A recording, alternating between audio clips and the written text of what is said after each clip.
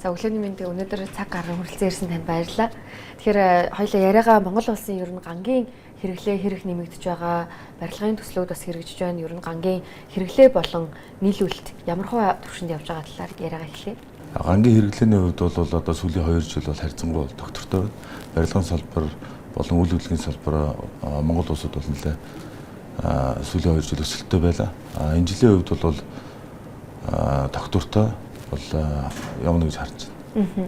Тэгэхээр та бүхний зүгээс бас импортлогч компани шүү дээ. Ер нь энэ геополитикийн асуудлууд мөн тээвэр логистикийн одоо үнд өөрчлөлт орж байгаа нь бас импортэд гангийн үнд яаж нөлөөлж байгаа вэ? Мэдээж барилгын одоо орон сууцны жишээ нь өсөлтөд бол барилгын материалын үнийн өсөлтөд бол хамгийн их нөлөөлдөг гэж ярьдаг. Тэгэхээр гангийн үнийн хувьд ер нь сүүлийн 3 жилд ямар хөө өөрчлөлттэй байв?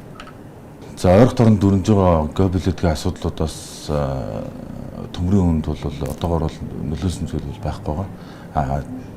Үйлдвэрлэгчийн хувьд бол төмрийн үнд бол нөлөөлөөгүй. Хятадын дотоод тээвэр болон Монгол улсад тээвэр дээр бол өн 30%-аар бол нэмэгдсэн байна.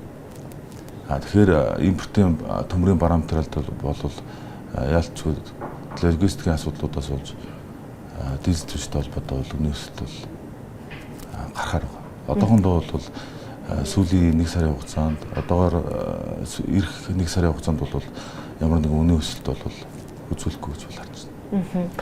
Тэгэхээр түрүүнд бас та ярьжсэн Монголд бол одоогоор гангийн үйлдвэр байхгүй. Гангийн үйлдвэр ер нь барихад хэр их хөрөнгө оруулалт шаардлагатай гэдэг. Энэ талаар та бас бусад орнуудын туршлагуудыг ч юм уу хуваалцаж болох уу? За ган үйлдвэрлэлийн хувьд бол бид маш том гүрний 2 гүрний ган үйлдвэрлэлийн дунд нь байдаг. Тэгэхээр Хятад улс бол дангаараа бол дэлхийн нийтийн 50-аас 55%-ийг бол ган материалыг бол дэлхийд нийлүүлж байна. Оросын хувьд бол бас нэлээд бас том экспортлогч улс.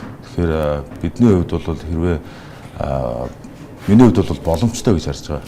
Яагаад тэгэхээр бид бүх одоо гангийн үйлдвэрт ашиглагддаг түүхийд материал бол Монгол улсад байна. Төмрийн үйлдвэр, жонш, шохон чулуу гэх мэтлээ одоо яг голлог бүтээгдэхүүнүүд бол бид нар тархмал нөөцтэй. Тэгэхээр бол хангалттай боломжтой гэж байна. Манай дотоодод ер нь ган яг импортоор оруулж ирдэг хэр олон аж ахуйн нэгж үйл ажиллагаа явуулдаг юм бол. За одоогор бол 20 гаруй компани байна.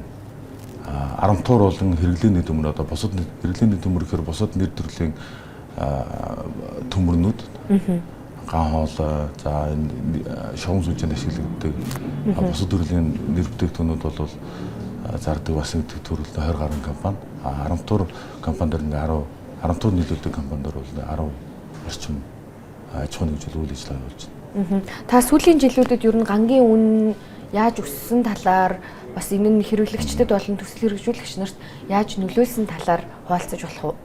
За ковид үед бол төмрийн үн нэлээд нэмэгдсэн, бараг 2 дахин нэмэгдсэн. За ковидоос хойшоо эдийн засаг нэлээд гайгүй сэргэлттэй байлаа. Барилгын салбарт ялангуяа за төмрийн үн бол нэлээд бас багасч орж ирсэн. Сүүлийн 2 жилд харьцангуйс доктортой дээр нь одоо Хятадын үйл хөдлөлийн салбарын уналт бас нэлээд бас нөлөөлж байна. Түүнээс үүдэлтэй Хятадын эрэлт бол өөрөө бас маш шууд гангийн үнэнд бол нөлөөлж идэг.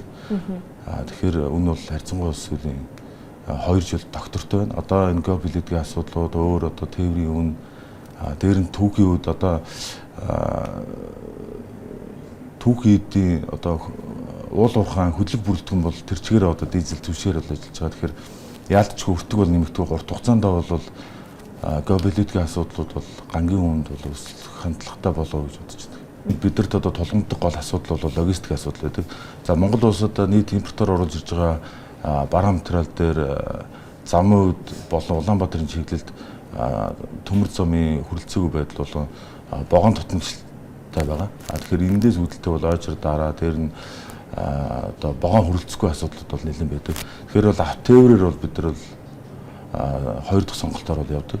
Автотээвэр маань одоо бас замын өдрөөс нэлээд бас гацаатай асуудалтай болж эхэлж байна. Тэгэхээр энэ бол нэлээд бас сорилттой үнээс нэмэгдэх бас гол шалтгаан болж байгаа. Импортлагч компаниудын хувьд бол нөгөө бусад үйлдвэрүүдээс татаа авалт хийдэг учраас үнэ барих тал дээр бол нэлээд хэцүү байдаг гэдэг өмнө нэлээд олон салбарын хүмүүс ярьж ирсэн. Танай компанийн хувьд үнэ барих тал дээр ер нь ямар бодлого баримталж байгаа вэ? За манай төмрийн зах зээлийн хувьд Монгол улсад бол харьцангуй чөлөө зах зээлийн зарчимд явдаг ус үнийн өрсөлдөөн ихтэй. Манай компанийн хувьд бол яг одоо зах зээлийн ханснаас бол 10-аас 30% хямд зах зээлд нийлүүлэлт хийж байна. Төмрийг бол харьцангуй бас доктортой барих хэрэгс нийлүүлэгчдэд бол харьцангуй чанартай дээр нь одоо үнийн савлгаагүй параметрыг нийлүүлэхийг зорж ажиллаж байна. Гэхдээ яг яалт ч одоо геополитикийн асуудлууд, тээвэр логистикийн асуудлууд хүндрээд эхлүүл одоо ойрын 2 сарын дараагаас юм үн бол нэмэгдэх.